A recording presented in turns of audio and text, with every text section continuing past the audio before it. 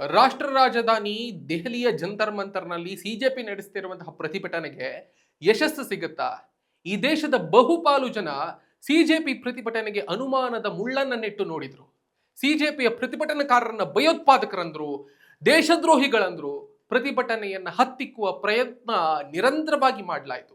ಆದರೂ ಕೂಡ ಪ್ರತಿಭಟನೆ ನಿಲ್ಲಲಿಲ್ಲ. ಈಗ ಸಂಸತ್ ಚಲೋಗೆ ಮುಂದಾಗಿದ್ದಾರೆ ಸಿಜೆಪಿಯ ಪ್ರತಿಭಟನಾಕಾರರು. ಅವರ ಜೊತೆಗೆ ಕಳೆದ 16 ದಿನಗಳಿಂದ ಉಪವಾಸ ಸತ್ಯಾಗ್ರಹ ನಡೆಸ್ತಾ ಇರುವಂತಹ ಸೋನಂ ವಾಂಗ್ಚುಕ್ ಕೂಡ ಜೊತೆಗಿದ್ದಾರೆ. ಮಾತನಾಡ್ತಾ ಹೋಗೋಣ. ನಮಸ್ಕಾರ, ಸುಮನ್ ಟಿವಿ ಕನ್ನಡಕ್ಕೆ ಸ್ವಾಗತ. ನಾನು ಶ್ರೀರಾಜ್ ಉಕ್ವಾಡಿ. ದೇಶದ ಪ್ರಸ್ತುತ ರಾಜಕೀಯ ಮತ್ತು ಸಾಮಾಜಿಕ ವಿದ್ಯಮಾನಗಳನ್ನು ಸೂಕ್ಷ್ಮವಾಗಿ ಗಮನಿಸಿದ್ರೆ, ಕಾಕ್ರೋಚ್ ಜನತಾ ಪಾರ್ಟಿ ಕೇಂದ್ರ ಶಿಕ್ಷಣ ಸಚಿವ ಧರ್ಮೇಂದ್ರ ಪ್ರಧಾನ್ ಅವರ ರಾಜೀನಾಮೆಗೆ ಒತ್ತಾಯಿಸಿ ನಡೆಸ್ತಾ ಇರುವಂತಹ ಪ್ರತಿಭಟನೆ ಮತ್ತು ಜುಲೈ 20ರ ಸಂಸತ್ ಚಲೋ ಕರೆ ದೇಶದಲ್ಲಿ ಬೆಳೀತಾ ಇರುವಂತಹ ಜನಾಕ್ರೋಶಕ್ಕೆ ಹಿಡಿದ ಕೈಗನ್ನಡಿಯಂತಿದೆ. ಪ್ರತಿಭಟನಾಕಾರರ ಮೇಲೆ ಪೊಲೀಸರು ದಾಳಿ ನಡೆಸಿದ್ದಾರೆ, ಹಲ್ಲೆ ಮಾಡಿದ್ದಾರೆ ಅನ್ನುವಂತಹ ವಿಷಯಗಳೆಲ್ಲವೂ ಕೂಡ ಹೊರಗೆ ಬರ್ತಾ ಇದೆ. ಇದು ಪ್ರತಿಭಟನೆಯನ್ನ ಹತ್ತಿಕ್ಕುವುದಕ್ಕೆ ಮಾಡ್ತಾ ಇರುವಂತಹ ದಮನಕಾರಿ ನೀತಿ ಅಂತ ಸ್ಪಷ್ಟವಾಗಿ ಗೋಚರ ಆಗ್ತಾ ಇದೆ. ಭಾರತದ ಶೈಕ್ಷಣಿಕ ವಲಯದಲ್ಲಿ ಎದ್ದಿರುವಂತಹ ಬಿಕ್ಕಟ್ಟುಗಳು ಮತ್ತು ವ್ಯವಸ್ಥಿತ ವಿಫಲತೆಗಳ ಹಿನ್ನೆಲೆಯಲ್ಲಿ ಕೇಂದ್ರ ಸಚಿವ ಧರ್ಮೇಂದ್ರ ಪ್ರಧಾನ್ ಅವರ ರಾಜೀನಾಮೆಗೆ ಆಗ್ರಹಿಸಿ ಕಾಕ್ರೋಚ್ ಜನತಾ ಪಾರ್ಟಿ ಹಮ್ಮಿಕೊಂಡಿರುವಂತಹ ಹೋರಾಟ ತಾರ್ಕಿಕ ಹಂತವನ್ನ ತಲುಪಬಹುದಾ? ಜುಲೈ 20ರ ಸಂಸತ್ ಚಲೋ ಚಳವಳಿಗೆ ಸಿದ್ಧತೆ ನಡೆದಿರುವಂತಹ ಬೆನ್ನಲ್ಲೇ ಸಿಜೆಪಿಯ ಹೋರಾಟಗಾರರ ಮೇಲೆ ಪೊಲೀಸರು ನಡೆಸಿದ್ದಾರೆ ಎನ್ನುವಂತಹ ದಾಳಿ ದಬ್ಬಾಳಿಕೆಯನ್ನ ಸಾಬೀತುಪಡಿಸ್ತಾ ಇದೆ.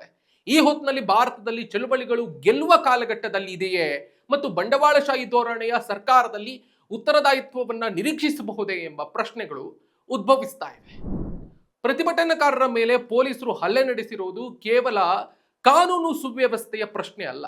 ಇದು ಬಂಡವಾಳಶಾಹಿ ಹಿತಾಸಕ್ತಿಗಳನ್ನ ಕಾಯುವ ಸರ್ಕಾರ ತನ್ನ ವಿಫಲತೆಗಳನ್ನ ಮುಚ್ಚಿ ಹಾಕಲು ಬಳಸುವ ದಮನಕಾರಿ ತಂತ್ರ. ಯುವ ಜನರ, ವಿದ್ಯಾರ್ಥಿಗಳ ಮತ್ತು ಕಾರ್ಮಿಕರ ಧ್ವನಿಯನ್ನ ಹತ್ತಿಕ್ಕುವ ಮೂಲಕ ಸಾರ್ವಜನಿಕ ವಲಯ ತಮ್ಮನ್ನ ಪ್ರಶ್ನಿಸದಂತೆ ಮಾಡುವುದು ಈ ಪ್ರಭುತ್ವದ ತಂತ್ರವಾಗಿ ಸ್ಪಷ್ಟವಾಗಿ ಗೋಚರ ಆಗ್ತಾ ಇದೆ.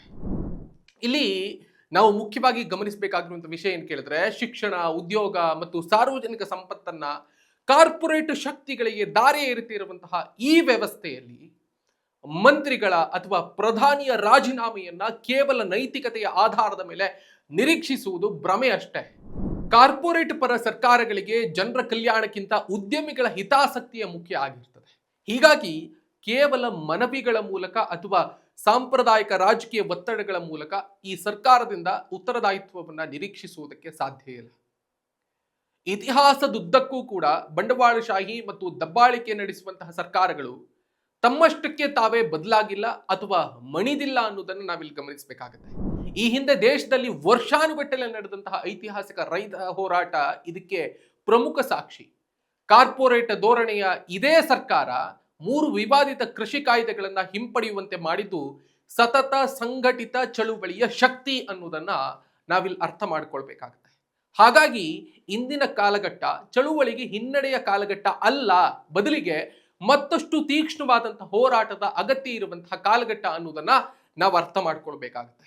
ಕಾಕ್ರೋಚ್ ಜನತಾ ಪಾರ್ಟಿಯ ಸಂಸತ್ ಚಲೋ ಕೇವಲ ಒಂದು ಸಚಿವರ ರಾಜೀನಾಮೆಗೆ ಸೀಮಿತ ಆಗದೆ ಶಿಕ್ಷಣದ ವ್ಯಾಪಾರೀಕರಣ ಮತ್ತು ಪ್ರಭುತ್ವದ ಜನವಿರೋಧಿ ನೀತಿಗಳ ವಿರುದ್ಧ ಸಮರ ಆಗಬೇಕಿದೆ. ಮತ್ತೆ ಈ ಹೋರಾಟವನ್ನು ಬೆಂಬಲಿಸುವವರು ಪಕ್ಷ, ಜಾತಿ, ಮತ್ತೊಂದು ಮಗದೊಂದು ನೋಡದೆ ಕೈ ಜೋಡಿಸಬೇಕಾಗಿದೆ. ಒಂದ್ ವೇಳೆ ಈ ಸಿಜೆಪಿಯ ಹೋರಾಟಕ್ಕೆ ಮಡಿದು ಸಚಿವರ ರಾಜೀನಾಮೆ ಕೇವಲ ಒಂದು ಸಾಂಕೇತಿಕ ಗೆಲುವಾಗಬಹುದು ಅಷ್ಟೇ. ಜುಲೈ 20ರ ಸಂಸತ್ ಚಲೋ ಯಶಸ್ವಿಯಾಗಬೇಕಾದ್ರೆ ಅದು ಕೇವಲ ಒಂದು ಪಕ್ಷದ ಹೋರಾಟವಾಗಿ ಉಳಿಯದೆ ದಮನಿತರ ಒಕ್ಕೂಟದ ಧ್ವನಿಯಾಗಿ ರೂಪಾಂತರಗೊಳ್ಳಬೇಕು.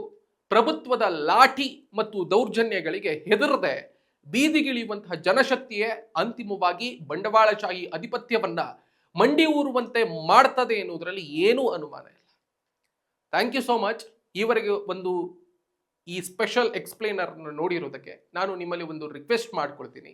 ನೀವಿನ್ನೂ ಕೂಡ ಸುಮನ್ ಟಿವಿ ಕನ್ನಡದ ಸಬ್ಸ್ಕ್ರೈಬರ್ ಅಲ್ಲದೇ ಇದ್ರೆ ಈ ಕೂಡಲೇ ಸಬ್ಸ್ಕ್ರೈಬ್ ಮಾಡ್ಕೊಳ್ಳಿ. ಆ ಮುಖೇನವಾಗಿ ನಮ್ಮ ಎಲ್ಲ ಕಂಟೆಂಟ್ಗಳು ನಿಮ್ಮನ್ನ ಶೀಘ್ರದಲ್ಲೇ ತಲುಪುತ್ತೆ. Thank you.